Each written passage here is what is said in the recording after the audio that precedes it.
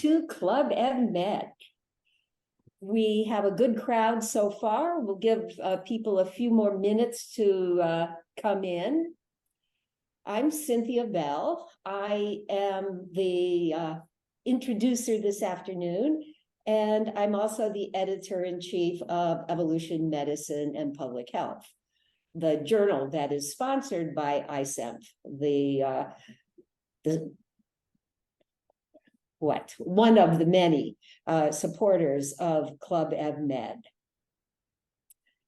Our goal at Club Med is to introduce ideas, exciting research, and people interested in the field to one another. So we do have presentations, and we leave ample time for discussion. In addition to the formal time for discussion, please use the chat box. We have one of the best chat boxes going. We have very lively chats, and I invite you to participate by posting references, comments, questions. Club Med is organized by the Society for Evolution, Medicine, and Public Health. Johnny will put the information in the chat so that if you want to join or renew your membership, you can do so easily. He'll give information on submitting to the journal, which I strongly encourage you to do. And I should note that if you are not fluent in written English, we will work with you. We want to see your work, and we don't want your perceived lack of fluency to stand in the way. We'll help. Club Med is organized by 7 evolutionary medicine centers and programs across the US and on 3 continents. And today we welcome the newest member, the Brazilian Evolution and Health Study Group. And Lucas, I understand that you're here. Would you like to wave and say hi? Hello, everybody. Thank you very much. We're really happy to be organizing the Club of Meds with the other institutions. And yeah, thanks again. Welcome. To participate, you have a couple of many options. You can raise your hand during this talk, after the talk, and we'll call on you. You can contribute to the chat box. And also feel free to tweet using the hashtag ClubEvMed. Today's talk is the third in a series on evolutionary perspectives in health disparities. Johnny will paste the details of the other 2 talks in the chat. The other 2 talks were a bit more conceptual, and today's is more data-driven.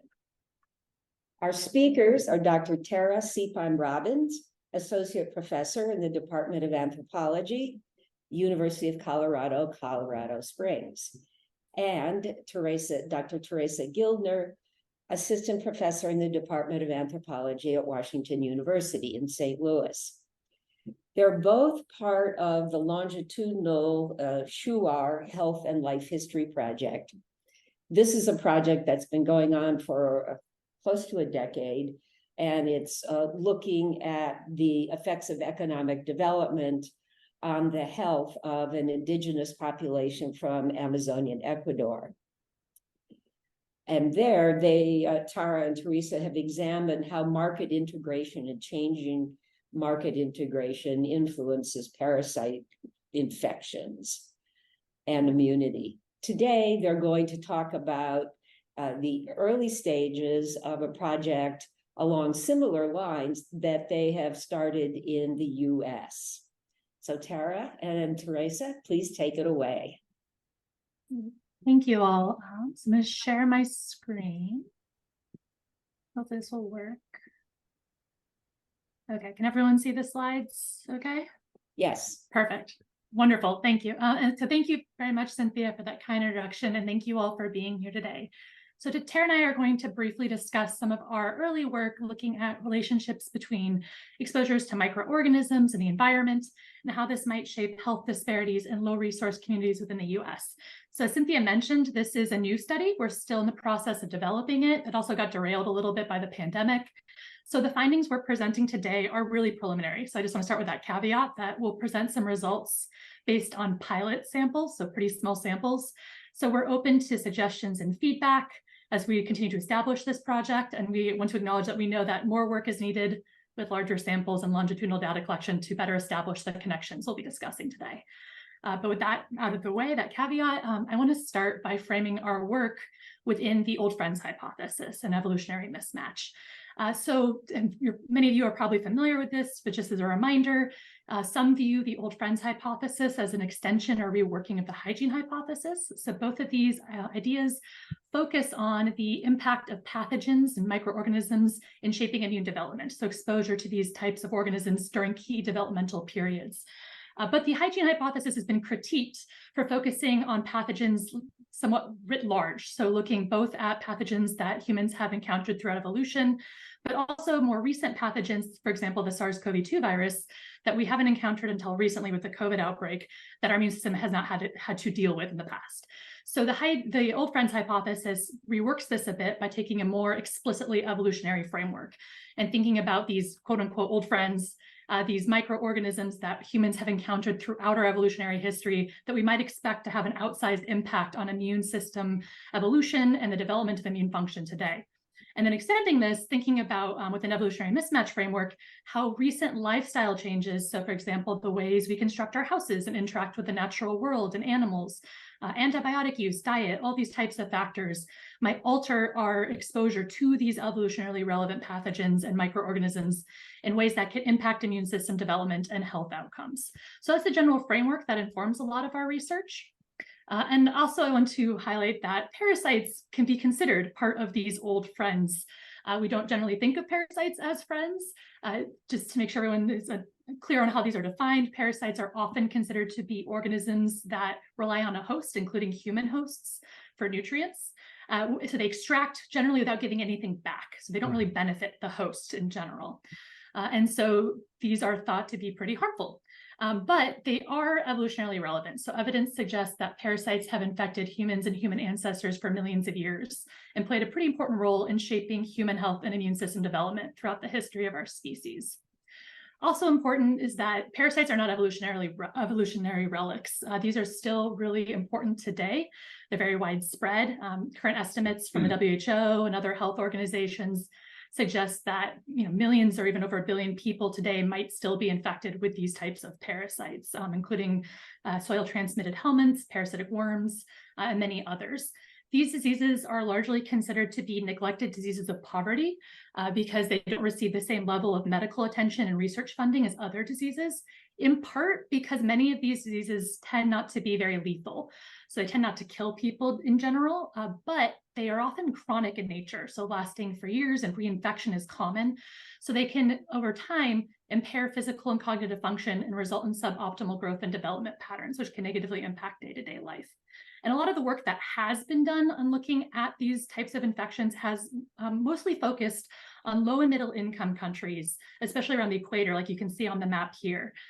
In part because these climatic conditions and concentrated areas of poverty can really foster disease spread when you have issues like lack of medical care access and poor sanitation, because many of these parasites can spread through sewage and refuse.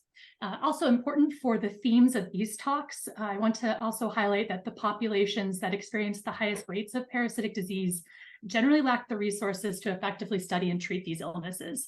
So this means that widespread parasitic disease can contribute to the perpetuation of structural health inequities, especially in marginalized communities, where a lack of access to key health determinants like medical care or functional sanitation systems or adequate nutrition may both increase the risk of parasite exposure in the first place, but then also compound the negative impacts of infection if someone is exposed. I want to note, though, that we don't have good evidence currently on infection patterns in high-income countries.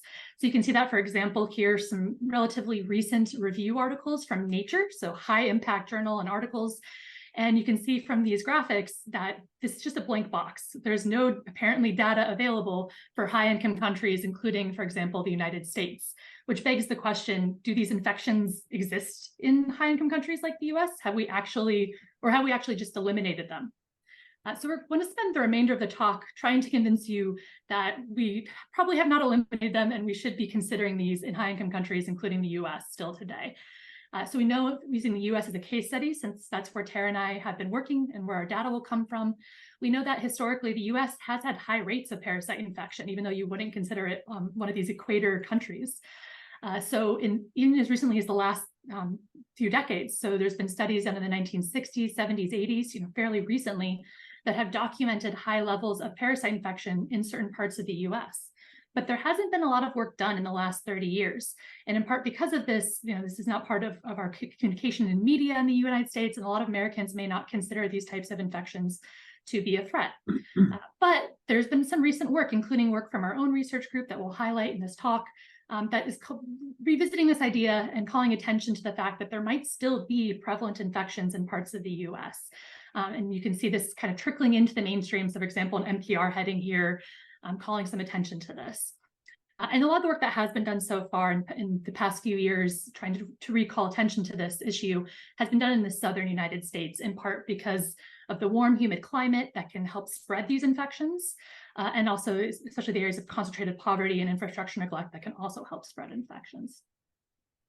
And then lastly, before we get to our study, I think the idea that best helps encapsulate this idea is blue marble health. And this is a framework that's been put forward by Dr. Peter Hotez, who's the Dean of National School of Tropical Medicine at Baylor College of Medicine, a big name in this field. And he published a book by the same name, Blue Marble Health, where he calls attention to these issues and suggests that the widespread poverty-related neglected diseases, including parasite infections, may actually occur predominantly in low-income individuals in high-income countries, like the US. So these are countries that have major global economies. You can see on the map here on the right, but these countries all have large wealth and health disparities. So basically, this framework is trying to redirect focus from low and middle-income countries to low-resource communities, regardless of which country these communities are found in. All right, and that brings us to our study, the Rural Embodiment Community Health, or REACH study that Tara and I founded in 2019, with the goal of exploring current parasite and then more recently bacterial infection patterns in the US, as well as associated risk factors and health outcomes. We started our work in the Mississippi Delta, given the history of infection in this area and community connections. But more recently, we've extended data collection to the Metro East. So this is in southwestern Illinois, conveniently 20 minutes from WashU's campus where I work, which helps with data collection. And while these are very different parts of the country, both communities share some key characteristics, including regular flooding, which you can see from the pictures here, and associated sewage backups, sometimes directly into people's houses. We also, in speaking with people before data collection, heard reports of infections, including intestinal infections, maybe linked to this infrastructure neglect. Also, I should note that in both of these communities, most of our participants self-identify as Black or African American, and many household incomes fall below the federal poverty line. I also want to acknowledge that this is a really complex issue. Even just looking specifically at gastrointestinal health, which is one of the key outcomes we're interested in inflammation. There's many factors that go into shaping this, and just a few of them are highlighted in this schematic that Tara has created, highlighting some of the factors that we've been exploring recently. So you can think about this altered exposure to pathogens in the environment, linked with infrastructure neglect and environmental racism, et cetera, which is where we started the project, but also thinking about other things like the limited access to resources that goes along with this, chronic psychosocial stress potentially linked with experiences of racial and ethnic discrimination, and how all of this can be embodied, in other words, get under the skin and impact physiology in really long-lasting and potentially harmful ways. So shaping downstream health and immune function in ways that can lead and contribute to health disparities. So happy to talk more about these graphic and some of these other issues we're exploring in the Q&A. But we are focused, we want to highlight some of the key findings we found, focused mostly on the pathogens and inflammation. We collect a range of data, but of note for this presentation is household interviews, where we collect data on participant health history, household makeup, household infrastructure, and demographics.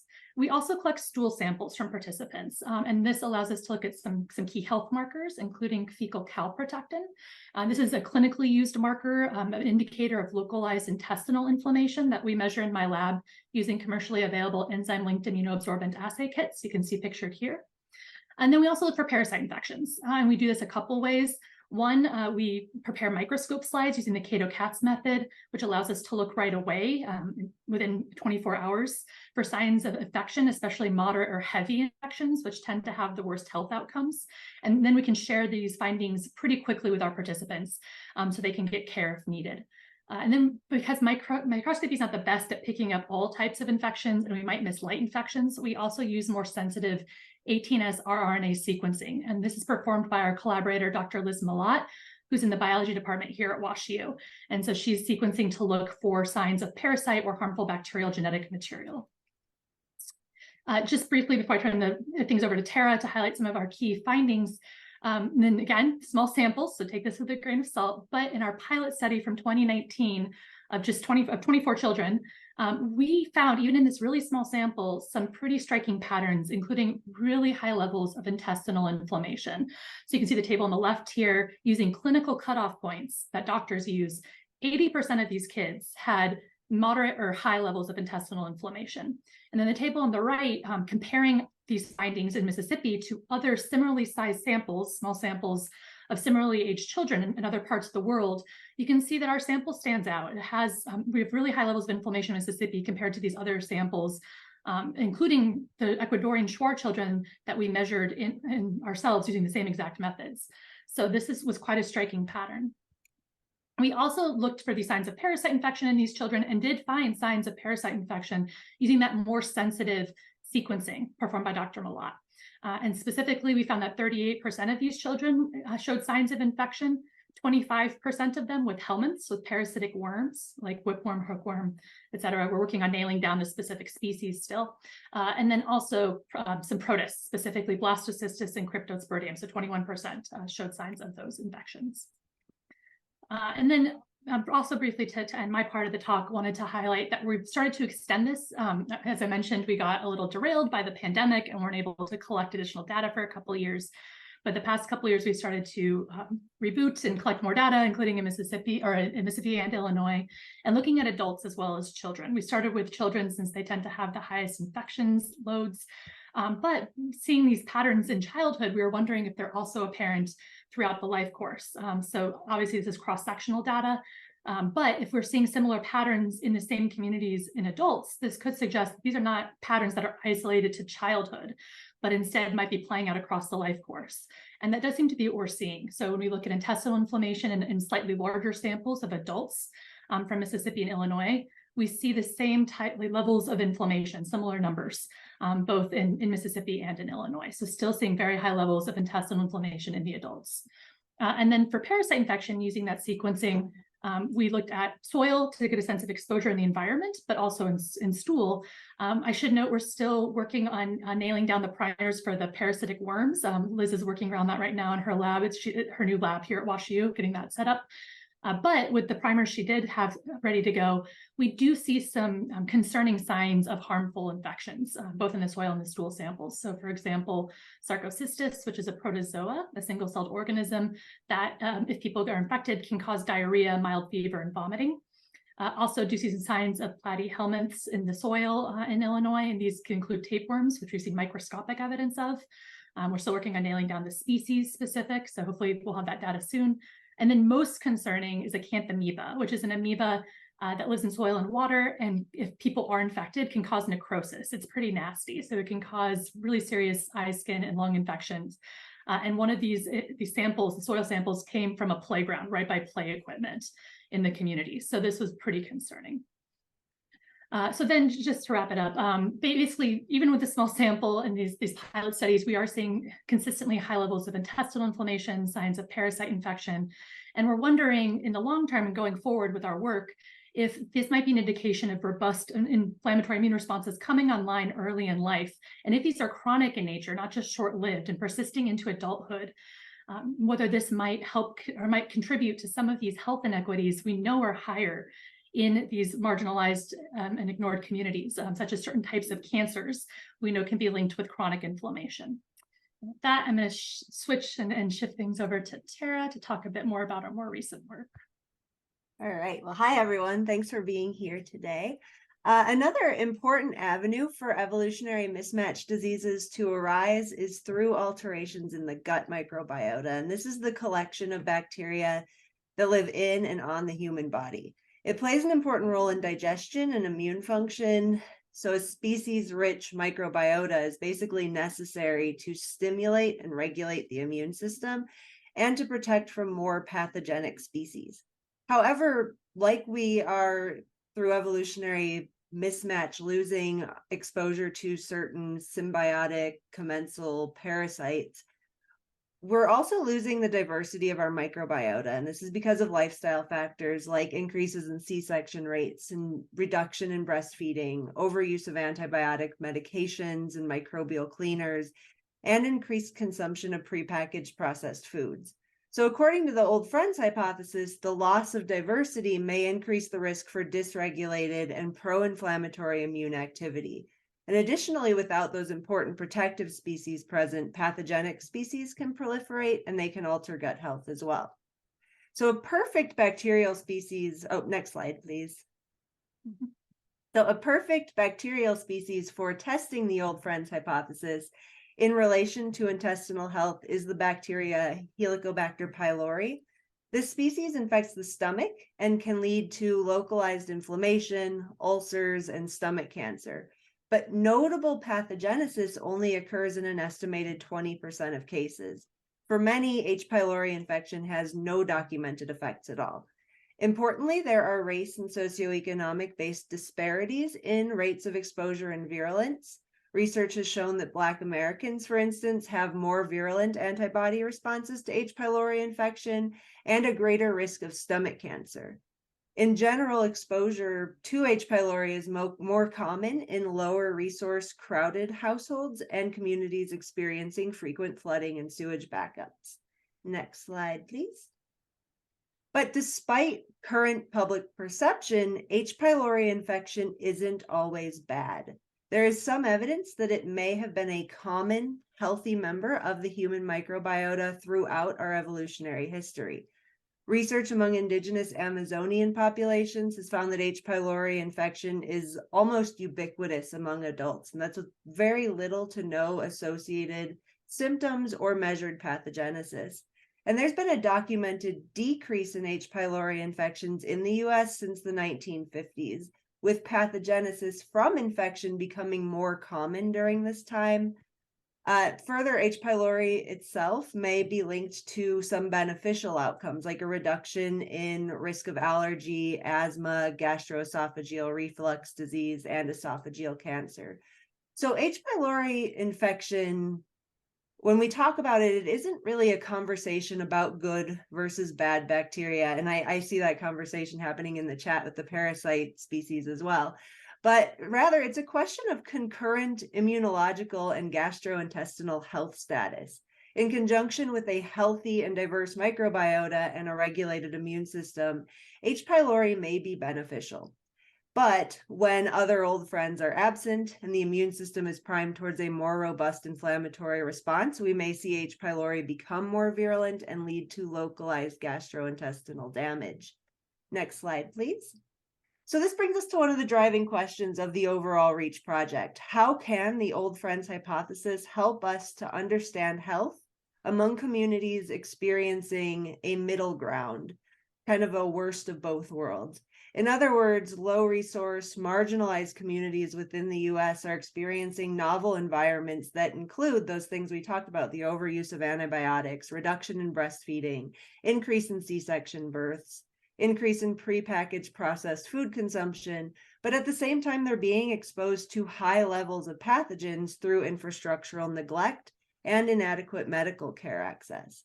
So how is this middle ground embodied or internalized to affect health?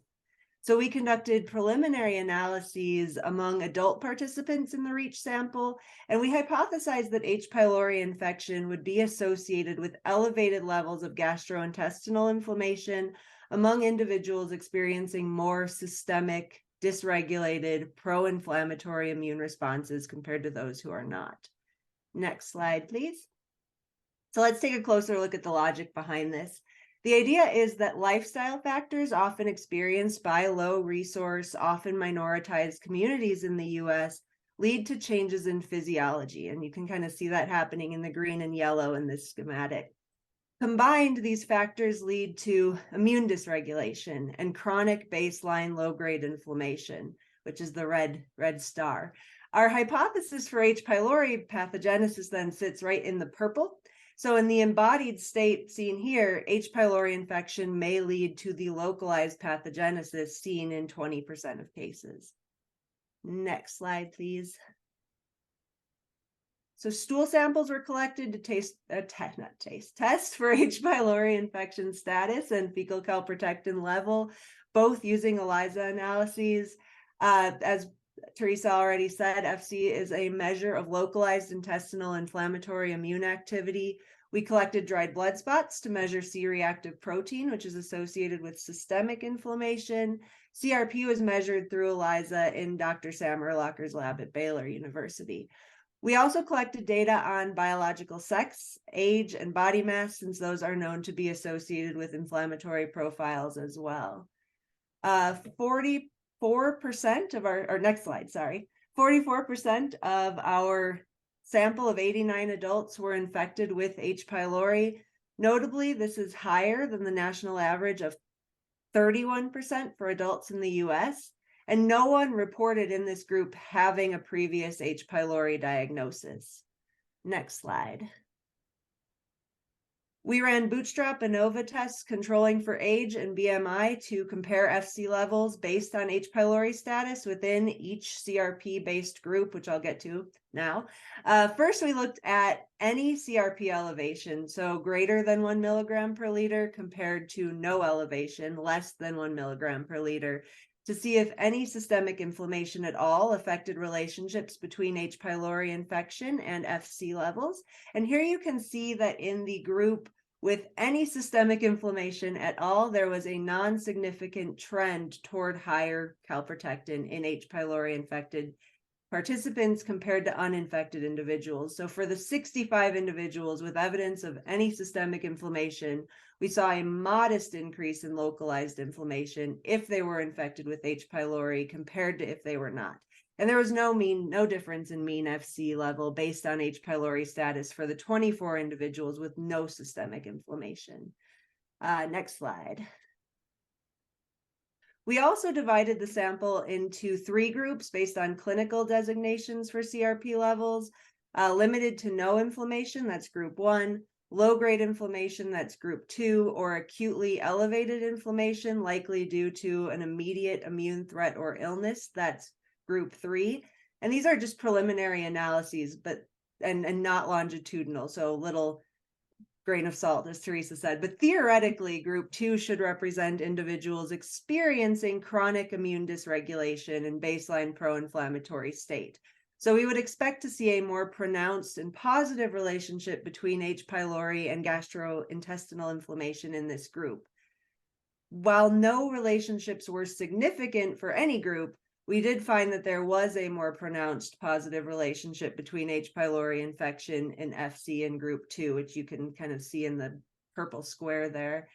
Compared to the other groups, the mean difference in FC between H. pylori positive and negative individuals in this group is bigger than the other 2 groups. But again, this was non-significant. So the very weak associations presented in the last 2 slides may suggest that systemic immune dysregulation could drive localized gastrointestinal inflammation and possible damage in response to H. pylori infection. But this hypothesis needs further testing with a larger and more diverse sample. Next slide. To this end, we have several short and long-term future directions for the project. We are working with local healthcare providers and policymakers to raise awareness of these issues and provide participants with follow-up care options. We are collecting additional data from new and repeat participants to establish prevalence rates within communities. We're also collecting and analyzing soil samples and water samples, as Theresa showed you, to better determine sources of environmental exposures. And we plan to add additional measures of intestinal health and inflammation. You can ask us about those. And we will also be pairing health data with local flood models to assess how flooding affects health. Next slide.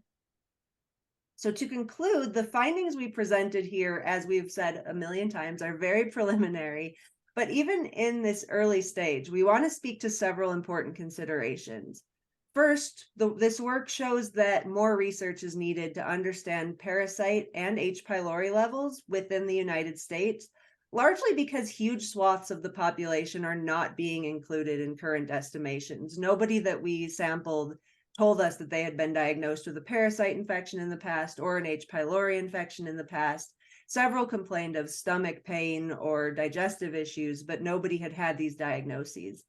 Additionally, work around the US is needed to document where and how environmental exposure to these pathogens occurs, who demographically is most affected, and how to mitigate these exposures in a nuanced way that considers the negatives, but also the potential positives of species-specific exposures.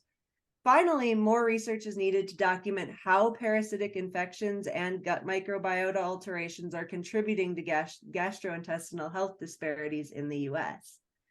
Overall, research on evolutionary mismatch that turns its attention away from the two ends of the environmental spectrum, which is what we tend to see, and focuses instead on these middle ground areas, will likely prove highly beneficial for hypothesis and theory development. Low resource rural areas of the United States provide an important setting to do this work because of exposure patterns that encompass those seen in both high and low resource regions of the world. Next slide, please. So that's the end of both our parts, but we want to thank our community partners, our colleagues, our graduate and undergraduate research assistants, and our funding sources, and most importantly, the study communities and participants. And also thank you guys for joining us today.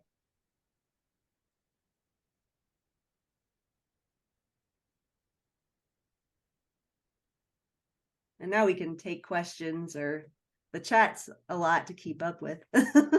Thank you. Yes, there's a lot going on in the chat. Does anyone have a question?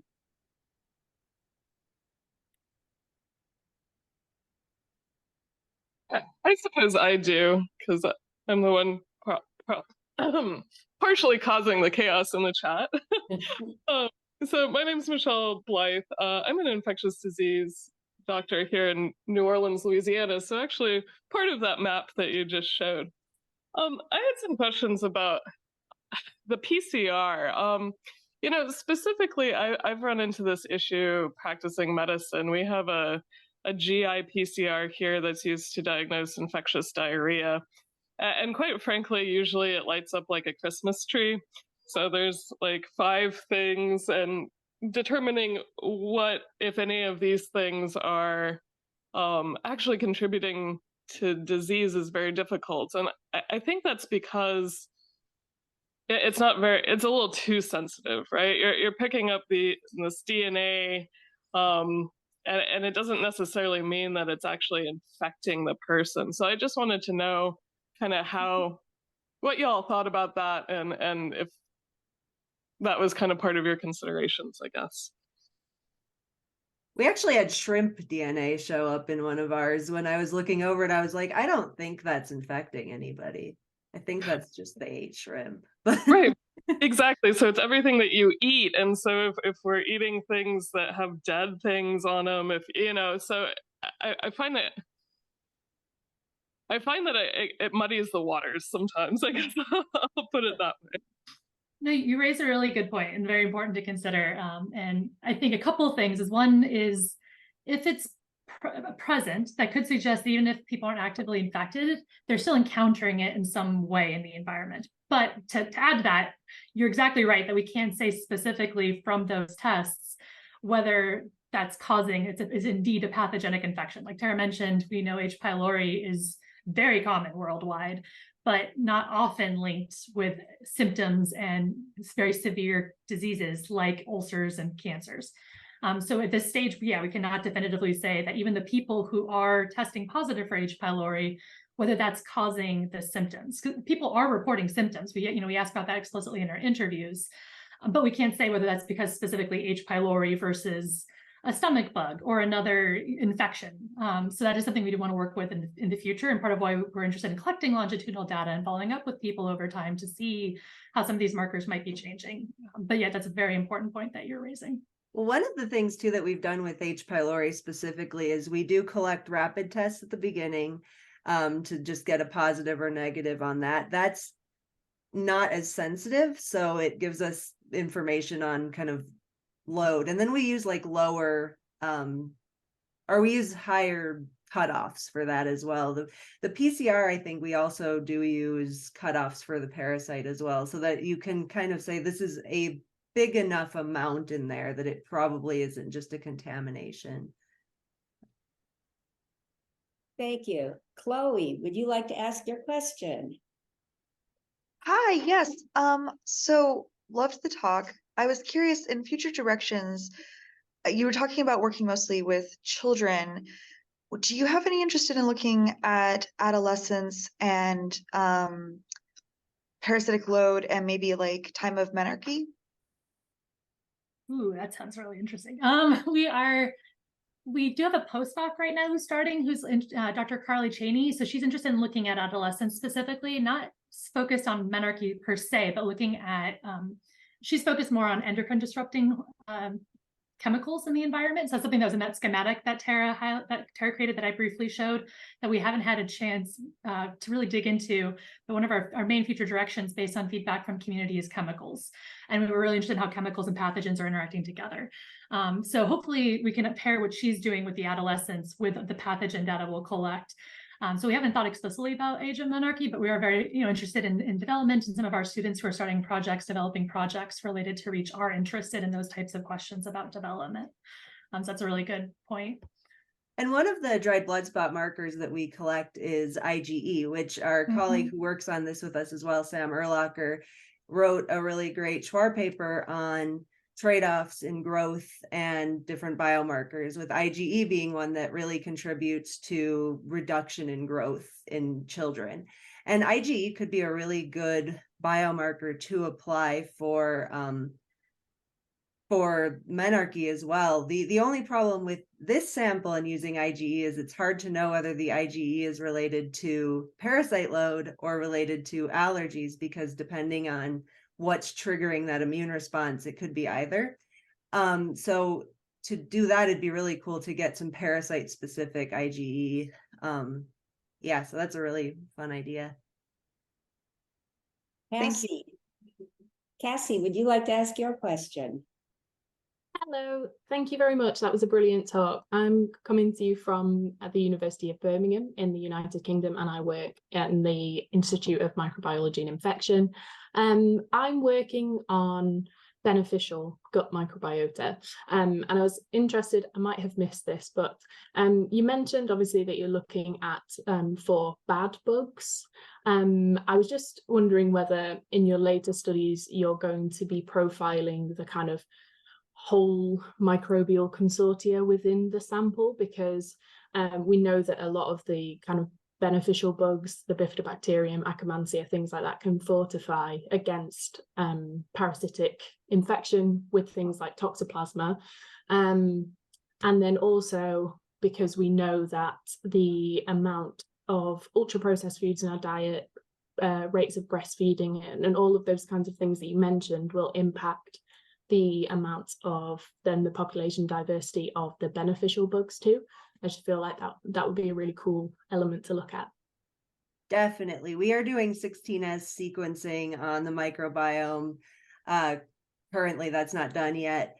The reason that H. pylori is able to be presented on now is because we're able to detect that with ELISA in the stool samples instead of doing the full PCR analysis. But we definitely have that in the pipeline, because there is one of our main interests is this idea that there's just so much going on in the gut, and there's these protective species, there's these sort of switch back and forth species, there's the parasites, and so knowing as much as we can about how all of this is affecting each other would be, I think, incredibly helpful.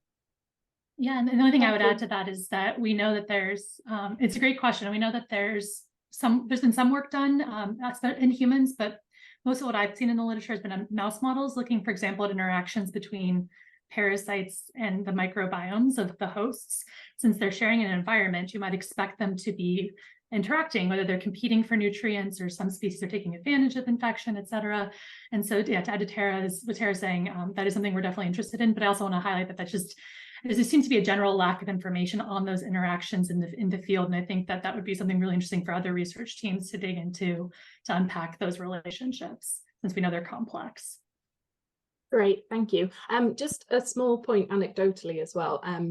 So some of the people I work with in my department, they work on H. pylori, and what they have found as well is that H. pylori infection then leads to colonization of beneficial bugs in places where they wouldn't normally be found, but we don't really know why that's happening yet. And I feel like there might be a link there also. We think it could be some kind of cross-feeding relationship, in that it's beneficial for the H. pylori to create an environment, to create a niche where the beneficial bugs can also coexist, because they're able to break down. So I work on K-zymes, basically, so enzymes that break down sugars, and the beneficial bugs are able to break down things that H. pylori doesn't have genes to be able to encode, enzymes to be able to break those things down. So it's a kind of symbiotic kind of infection, beneficial. It's really interesting there. So I'm excited to see where this goes next. Thank you very much. Thank you. Thank you. Thanks, Cassie. Joe? Yeah, so I'm Joe Graves. I'm Associate Director for the Precision Microbiome Engineering, ERC. So you really should, or no one should be surprised that when we look at, parasitic infections, that they are differentially found in people who've been racially subordinated. In fact, that's the whole history of the country. And I'm not surprised that this continues at the present time. So my question to you is, one, are any of the members of your research team members of those communities, or have you considered developing relationships with historically Black or minority serving institutions? Because I think you're going to have more success in being able to access those communities for your research if you take that approach. Yes, that's a wonderful point. And we have been actively involving students who, for example, who identify as being, and postdocs now who identify as being from historically marginalized communities in similar settings, who have personal experiences with some of these types of infections. So that's something we're actively trying to build and establish. And we are still actively trying to build up our community partnerships. We acknowledge some of our community partners, but part of the reason we're working in the sites that we are is because we were invited after extensive conversations with community health councils and leadership who are already working on these issues in other ways, but not necessarily looking at the pathogens, who are interested in the added data. And so part of what we're trying to do going forward is building in those components. And so I briefly mentioned the data sharing, which is something that we really try to prioritize, and why we do some of the more rapid tests and things so we can share real-time data. Since, as anyone who does lab work knows, you can take months to get those results back. And at that point, it may no longer be relevant to participants. And then also, I should mention too that and it's part of why we had such a small sample in 2019, is we have been trying to spend a lot of time talking to the communities about what they're interested in and what is important to them, which is why we're adding toxins, because that was the feedback we got right away, was people were very concerned about pesticides and children playing in the pesticides, which is something that we hadn't strongly considered yet. But now we just put in a couple grants specifically to add that based on that community feedback. And we do think it's very relevant, important scientifically as well. And also the H. pylori too, which we didn't, in the brief presentation, couldn't really go into the history of that. But that was not something we originally set out to look at. We only did because in 2019, the very first thing we heard from all of the nurse practitioners that we work with in the community in Mississippi was that that's what they wanted us to look at, that they were seeing high rates of H. pylori infection in the kids. They thought it was pathogenic, and they were really concerned and worried that no one was looking at it. So that's why we started looking at it in the first place. We originally hadn't intended to, and they were right. It ended up being a really interesting aspect of the study that we're still working on developing. But we've tried to involve the community members from the get-go, and they really have shaped a lot of the direction so far, and hopefully will in the future. Did you want to add anything, Tara? No, I think you covered it all. We were lucky to get 2 really great McNair scholars from the local university to work with us in Mississippi this year, which was awesome and really helpful as well. But I think you covered. Which local university was that? Delta State University. Oh, sorry. Oh no, you're fine. Delta State University. Any other questions? Steve?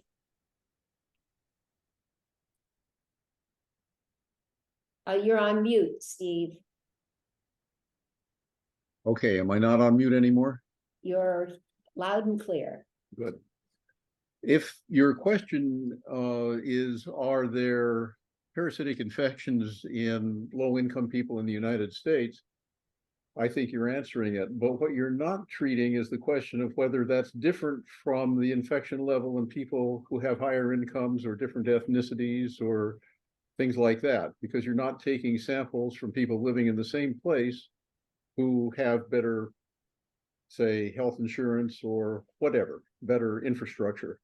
Are you considering incorporating comparable samples to create a more balanced design to directly address the issue of disparity for which you need that comparison? Yes, we have a couple grants in right now, fingers crossed, to get these comparative samples. Part of what is going to serve us well, I think, is that the 2 communities that we've established work in have very close, as you would expect in areas experiencing extreme inequities, have very close kind of wealthier communities with similar climate, similar environments within like 15 minutes, but very, very different access to resources, higher incomes, all of that goes into it. So we're hoping, and this year we actually tried to start that by working in the Delta State University, but we were hidden. So we didn't get very many participants in that way, but that is something that we are building towards and have grant money for. We actually did soil samples in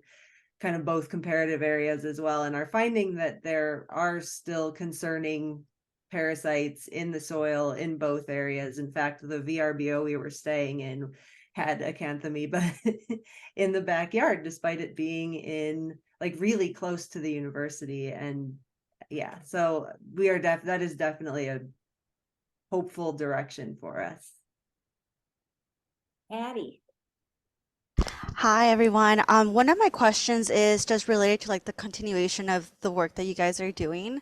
I know you mentioned you're currently working with 2 community partners, and so I was just curious to know if your research will also encompass community-based participatory research, so that also allows the community to be engaged in field work, but also opening up who is included in that research process. Just because I know that right now you mentioned it's a pilot study, and I just wanted to also bring about other communities so that there's more of that inclusivity. So people with disabilities also partaking in the research process, in addition to people that speak other languages besides English, just to really disseminate education and preventative measures along H. pylori, just to better address this issue that is disproportionately in areas that are underserved. Yes, thank you. It's a very important point in question. And that is something we're trying to build towards now that we've established these connections with these community organizations. So as I mentioned, in Illinois, we work really closely with the Community Health Council and some environmental lawyers there, and they have a lot of input in the research directions, and meeting with them and to update them regularly. And then also working in like trying to center our research in the community. So for example, for the data collection, we do a lot of data collection in the public library to increase access and accessibility of the study and the research team to community members. It's kind of a local hub where folks can come in to meet with us and as part of their daily routine and accessing services the library provides.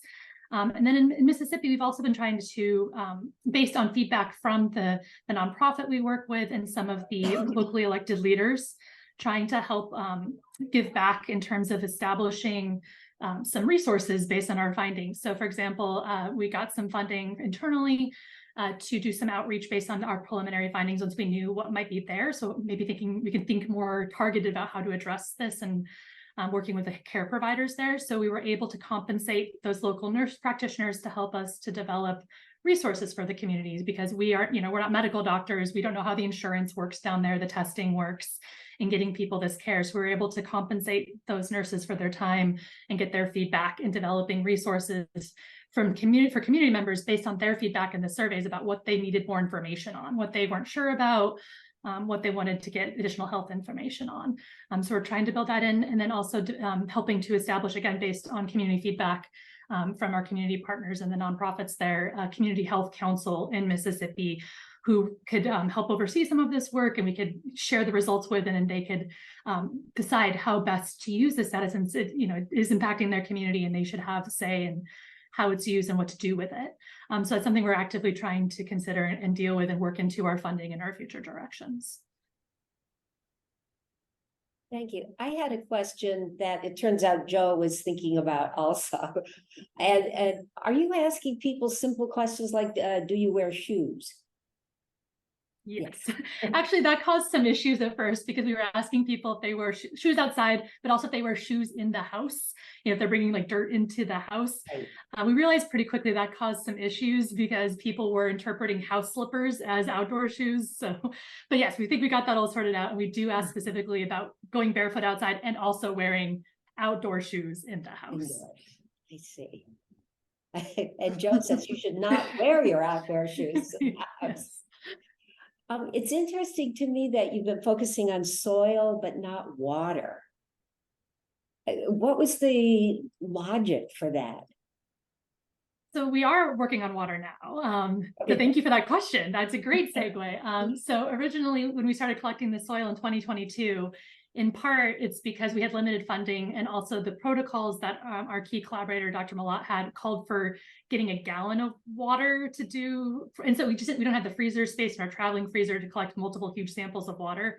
But we've looked more into this, had more time to figure out other protocols. So looking into getting filters to get water to collect. And we did just collect in Mississippi or in Illinois. We got funding to this past month collect biofilm samples that a local engineering professor here at WashU, who is a specialist in biofilms, is going to analyze. So we participants who are interested, and many households were interested because they're very concerned about the water, swabbed their faucets.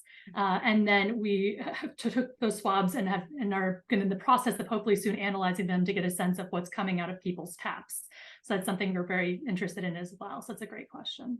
And we do ask everybody where they get their water from. Do they drink tap water? Do they buy bottled water? Most participants, especially in Mississippi, tell us they will not touch their tap water, that they don't drink it. But then at the same time, you have to wonder how people have constant access to bottled water in some of these situations as well. So we're trying to sort through that to get at that water issue, at least through questions as well. We have any other questions? Well, Liz, please ask your question. You're on mute, Liz. Can you hear me? Yes. Great talk. I really enjoyed it. I just wanted to ask, and maybe you did mention this and I missed it. What are some of the potentially bioactive, chemicals that you're looking for in these samples moving forward? You were a little garbled. The sound didn't come through too clearly.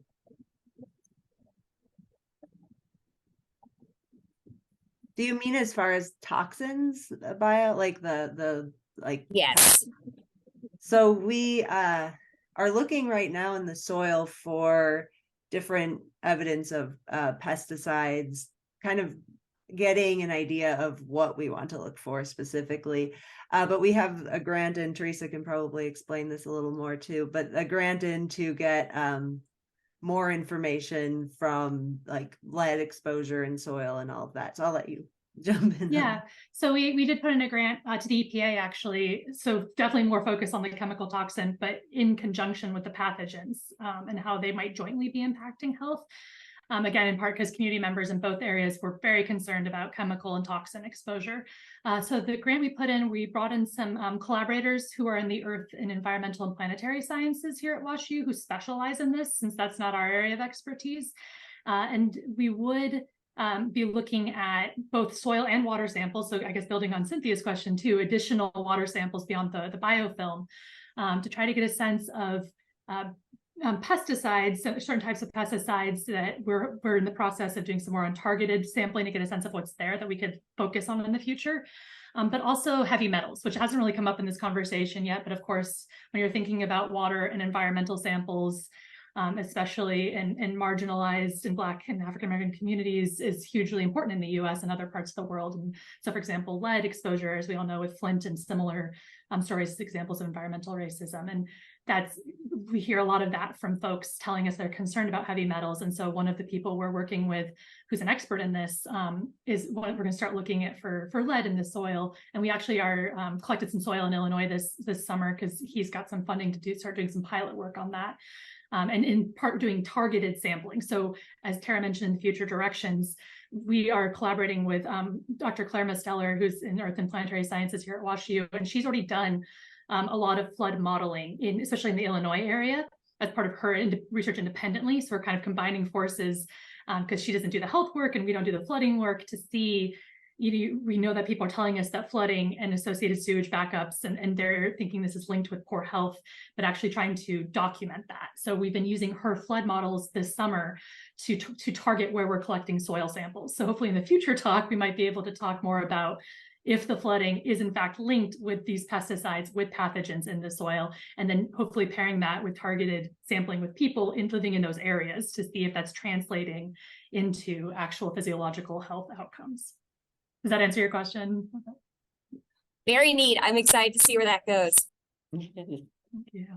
That's where everyone is always already anticipating a 2-year follow-up from you guys. We'll try to deliver. Okay. We're coming to the end of our hour. Are there any final questions? No?